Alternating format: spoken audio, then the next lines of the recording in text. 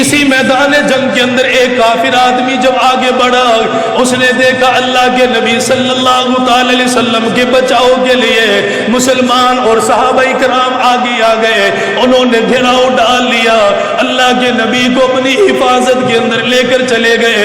یہ کافر آدمی جلدی میں آگے بڑھا، اس نے نیچے سے ایک پتھر اٹھایا اور وہ پتھر اٹھانے کے بعد اللہ کے نبی صلی اللہ تعالی علیہ وسلم کی طرف دے مارا۔ وہ پتھر سیدھا آ کر میرے محبوب کے لبوں کے اوپر لگا، آپ کے لب مبارک زخمی ہو گئے، دندان مبارک بھی ٹوٹ گئے۔ اللہ کے نبی صلی اللہ تعالی علیہ وسلم زمین مبارک کے اوپر گر گئے۔ صحابہ کرام سے یہ منظر دیکھا کوئی نہ گیا، صحابہ کرام اچانک سے کافروں کے اوپر پھر سے ٹوٹ پڑے۔ مسلمانوں کی تعداد کم ہے، مسلمان مقابلے کے اندر آنے والے لوگ کم ہے، کافروں کی تعداد بہت زیادہ۔ اللہ کے نبی صلی اللہ تعالی علیہ وسلم نے مسلمانوں کو پیچھے ہٹنے کا حکم دے دیا، فرمایا جب جہاد مکمل ہو گیا، کافر لوگ میدان جہاد کو چھوڑ کر چلے گئے، اللہ کے نبی کے چہرے مبارک کو دیکھا گیا، یہ دندان مبارک بھی سامنے کے زخمی ہو گئے اور اللہ کے نبی علیہ السلام کے لب مبارک بھی زخمی ہو گئے۔ اللہ کے نبی نے لوہے کی ٹوپی جو اپنے سر مبارک کے اوپر پہنی ہوئی تھی، وہ ٹوپی، وہ خود، وہ اس کا ایک چھوٹا سا ٹکڑا اللہ کے نبی علیہ السلام کے دونوں رخساروں کے اندر چلا گیا، اس نے اللہ کے نبی کو زخمی کر دیا۔ حضرت ابو بکر نے دیکھا، حضرت ابو بکر دیکھ کر رونے لگے، حضرت ابو بکر کی آنکھوں میں آنسو آ گیا، یا رسول اللہ آپ کو تکلیف نہ پہنچتی، ہماری جان چلی جاتی، ہماری 100 جانیں آپ کی جان کے اوپر قربان ہے۔ اللہ کے نبی نے فرمایا پرواہ کوئی نہیں، اللہ کے نام کے اوپر جان قربان ہو جائے، اس سے بڑا انعام اور کیا ملے گا۔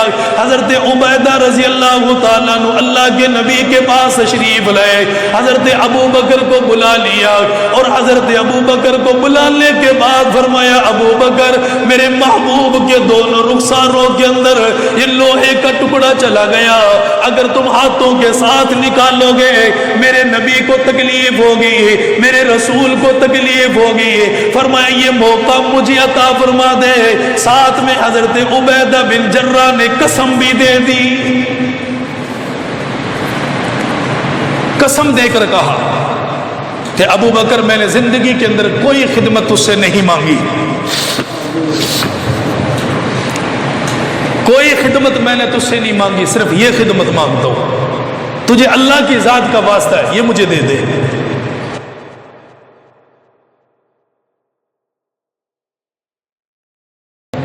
اگر ہاتھ سے پکڑ کے نکالے تو ہلانا پڑتا ہے نا، تو وہ زخم مبارک بڑھے گا اور میرے نبی کو تکلیف ہوگی، میں اتنا بھی دیکھنا نہیں چاہتا۔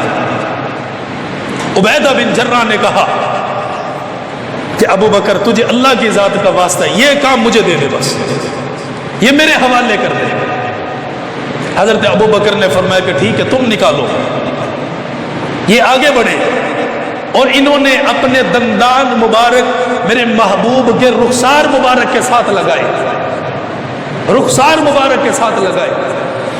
امام الانبیاء تاجدار مدینہ صلی اللہ تعالی علیہ وسلم کے رخسار مبارک کے ساتھ دندان مبارک لگائے گئے۔ حضرت عبیدہ بن جراح نے وہ لوہے کا ٹکڑا پکڑا، اسے کھینچنا شروع کر دیا، فرمایا اسے کھینچتے ہوئے اتنی تکلیف ہوئی، حضرت عبیدہ بن جراح کا ایک دانت ٹوٹ گیا، ان کا دانت ٹوٹ کر زمین کے اوپر گر گیا۔ حضرت ابو بکر نے دیکھ لیا، فرمایا عبیدہ تیرا دانت ٹوٹ گیا، اب تو خیال کر لے، اب تو یہ میرے حوالے کر دے، یہ کام مجھے کرنے دے۔ حضرت عبیدہ نے فرمایا ابو بکر میں نے اللہ کی ذات کی تجھے قسم دی ہے، میرے سارے دانت ٹوٹ جائیں پرواہ کوئی نہیں، لیکن میرے محبوب کو تکلیف نہیں ہونی چاہیے۔ کا دوسری طرف کا معاملہ باقی رہ گیا۔ حضرت عبیدہ بن جراح دوسری طرف آ گئے، انہوں نے دندان مبارک لگایا، وہ لوہے کا ٹکڑا کھینچنا شروع کر دیا، فرمایا دوسری طرف بھی ایک دانت مبارک آپ کا ٹوٹ کر زمین کے اوپر گر گیا۔ حضرت ابو بکر نے فرمایا عبیدہ تیرے منہ کے اندر سے خون نکل رہا ہے، تیرے منہ کے اندر سے اتنا زیادہ لہو بہنا شروع ہو گیا، اب تو خیال کر لے۔ فرمایا پرواہ کوئی نہیں، جان جاتی ہے چلی جائے، لیکن اپنے محبوب کو تکلیف کے اندر نہیں دیکھ سکتا۔ اسی حال کے اندر دونوں ٹکڑوں کو نکال دیا گیا۔ حضرت اسما رضی اللہ تعالیٰ نے تشریف لائی، انہوں نے تھوڑا سا کپڑا جلایا، حضرت فاطمہ اور علی نے کپڑا جلایا۔ وہ کپڑا جلانے کے بعد اس کی راکھ مبارک کو لے کر میرے محبوب کے زخموں کے اندر بھر دیا گیا۔ یہی عبیدہ بن جرہ رضی اللہ تعالیٰ عنہ تھا۔ جب اللہ کے نبی کا انتقال ہو گیا، آپ جب دنیا کے اندر سے چلے گئے، اسی میدان جہاد کے اندر آپ کے جانے سے پہلے اللہ کے نبی نے اعلان فرمایا، میرے صحابہ یہ تلوار میرے ہاتھ کے اندر موجود ہے، مجھے بتاؤ اس تلوار کا حق ادا کون کرے گا؟ حضرت عبیدہ آگے آ گئے، فرمایا یا رسول اللہ مجھے بتا دیجیے اس تلوار کا حق کیا ہے؟ اللہ کے نبی نے فرمایا اس تلوار کے ساتھ کسی بوڑھے کو قتل نہ کرنا، اس تلوار کے ساتھ کسی ضعیف کو قتل نہ کرنا، اس تلوار کے ساتھ کسی عورت کو قتل نہ کرنا، اس تلوار کے ساتھ کسی بچے کو قتل نہ کرنا، اور اس وقت تک لڑتے رہنا جب تک یہ تلوار مڑ کر سکڑ نہ جائے۔ حضرت عبیدہ بن جرہ نے تلوار کو لے لیا، ایک کپڑا لیا، اپنے سر مبارک کے اوپر باندھا اور اکڑ کر زمین کے اوپر چلنے لگے۔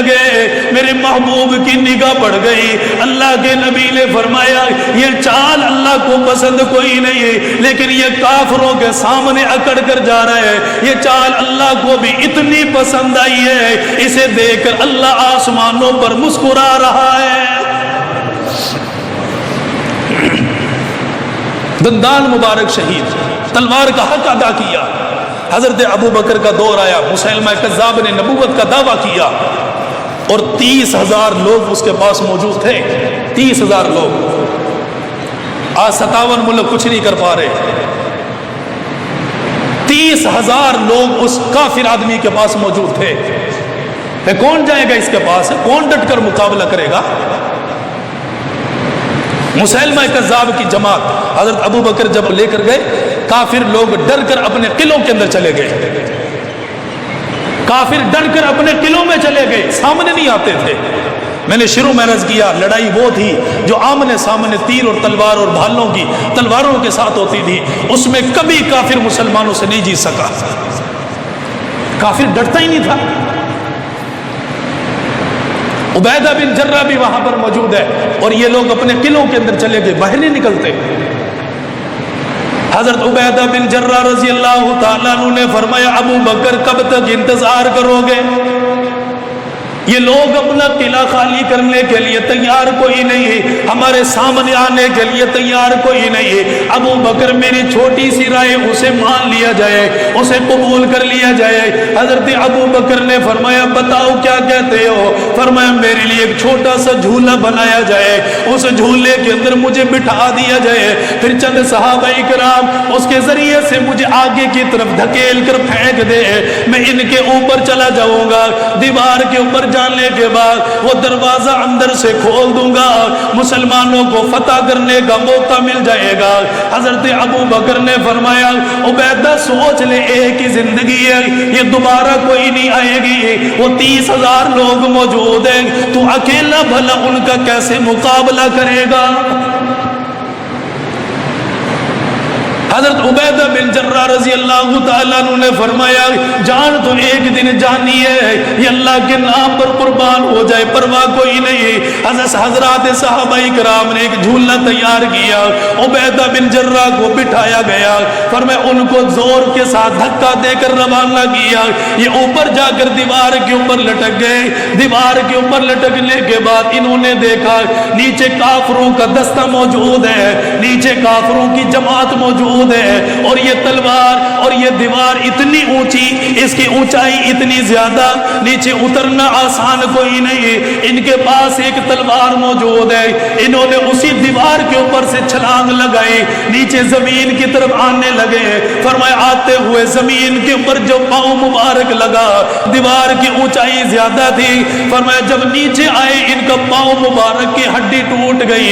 پاؤں مبارک کی ہڈی ٹوٹنے کے بعد نہ تو کوئی زور ڈالا، نہ کوئی واویلا کرنا شروع کیا، نہ کوئی چیخنا پکارنا شروع کیا۔